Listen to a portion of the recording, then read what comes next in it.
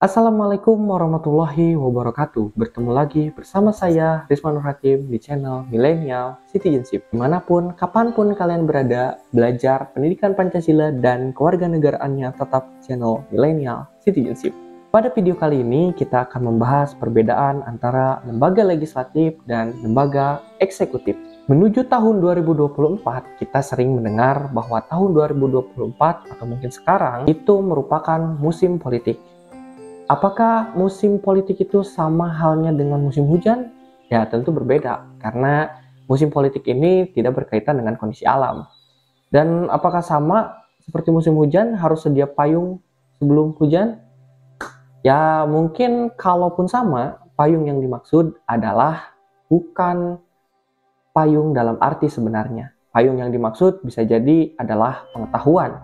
Pengetahuan untuk meningkatkan kesadaran kita, kesadaran politik, bagaimana tanggung jawab kita sebagai warga negara. Pada video ini, kita sebagai pelajar akan melihat dalam perspektif akademik yang berkaitan dengan pendidikan Pancasila dan kewarganegaraan di sekolah. Karena memahami apa yang terjadi di lingkungan sekitar merupakan hal yang penting bagi kita sebagai warga negara. Walaupun mungkin yang menonton, teman-teman, sobat milenial, belum masuk usia pemilih atau belum masuk usia untuk melakukan pemilihan pada masa pemilu 2024. Tapi sekali lagi, sebagai warga negara, kita harus tahu dan paham mengenai ini. Tentu untuk memahami sesuatu, kita perlu tahu sesuatu tersebut. Jadi untuk paham, kita harus tahu. Dalam video ini, kita akan membahas tentang bagaimana perbedaan antara eksekutif, lembaga eksekutif, dan lembaga legislatif. Apakah akhir-akhir ini kalian sering melihat baliho, spanduk, atau reklame-reklame jenis lainnya di pinggir jalan atau dimanapun itu berkenaan dengan kampanye bakal calon anggota legislatif atau bakal calon gubernur, bupati, atau bakal calon presiden? Nah, tentu dalam perspektif akademik, dalam pelajaran pendidikan Pancasila dan kewarganegaraan, kita mengenal istilah legislatif. Lalu apa bedanya? Ada yang mencalonkan legislatif, ada yang mencalonkan kepala daerah, gubernur, bupati, wali kota, presiden. Nah, apa perbedaan dari lembaga legislatif dan eksekutif tersebut? Kenapa dibeda-bedakan? Dan bagaimana fungsi dari lembaga-lembaga tersebut? Baik, kita bahas hal tersebut.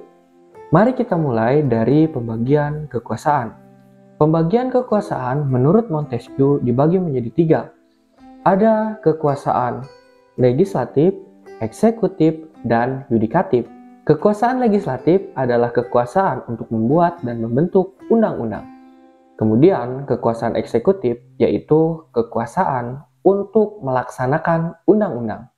Dan yang berikutnya, kekuasaan yudikatif adalah kekuasaan untuk mempertahankan undang-undang, termasuk kekuasaan untuk mengadili setiap pelanggaran terhadap undang-undang. 3 pembagian kekuasaan ini disebut dengan teori trias politika. Apakah di negara kita sama seperti itu? Pada dasarnya hampir sama seperti itu. Tapi dalam Undang-Undang Dasar 1945 kita mengenal lembaga-lembaga lain.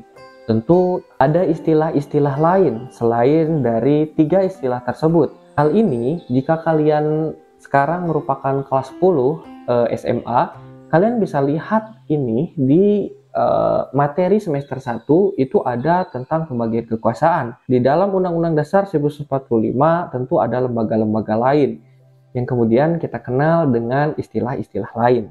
Istilah yang dimaksud adalah berkenaan dengan klasifikasi kekuasaan negara. Klasifikasi kekuasaan negara apabila tadi kita melihat menurut Montesquieu ada 3 lembaga kekuasaan negara. Nah sekarang kalau kita melihat Undang-Undang Dasar 1945, kurang lebih ada 6 istilah lembaga kekuasaan negara. Yang pertama, kekuasaan konstitutif. Yang kedua, kekuasaan eksekutif. Yang ketiga, kekuasaan legislatif. Yang keempat, kekuasaan yudikatif. 5, kekuasaan eksaminatif atau inspektif.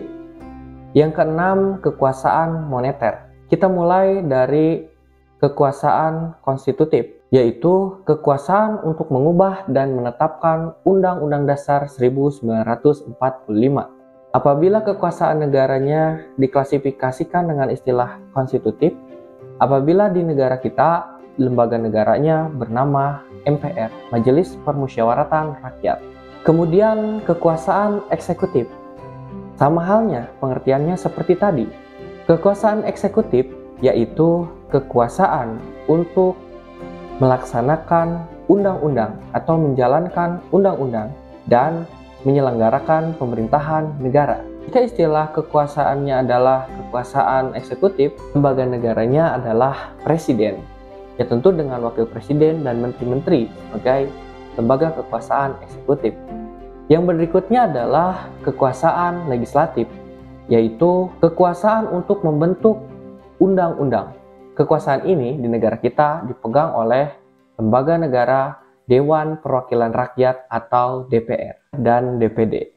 Kekuasaan yudikatif atau disebut kekuasaan kehakiman, yaitu kekuasaan untuk menyelenggarakan peradilan guna menegakkan hukum dan keadilan. Lembaga negaranya kita kenal Mahkamah Konstitusi dan Mahkamah Agung, termasuk dengan Komisi Yudisial atau KY. Kemudian kekuasaan eksaminatif atau kekuasaan inspektif, yaitu kekuasaan yang berhubungan dengan penyelenggaraan pemeriksaan atas pengelolaan dan tanggung jawab keuangan negara. Kekuasaan ini dijalankan oleh Badan Pemeriksa Keuangan atau BPK. Kemudian yang berikutnya ada kekuasaan moneter. Kekuasaan moneter yaitu kekuasaan untuk menetapkan dan melaksanakan kebijakan moneter, mengatur dan menjaga kelancaran sistem pembayaran, serta memelihara kestabilan nilai rupiah. Kekuasaan ini dilaksanakan oleh Bank Indonesia selaku bank sentral di Indonesia. Oke, baik. Tadi kita sudah melihat perbedaan antara lembaga kekuasaan, baik itu menurut Montesquieu, yang trias politika itu 3 pembagian lembaga kekuasaan. Kemudian juga kita sudah melihat tadi pembagian kekuasaan menurut Undang-Undang Dasar 1945, di mana kita mengenal istilah-istilah lain yang juga itu adalah lembaga kekuasaan di negara kita menurut Undang-Undang Dasar 1945.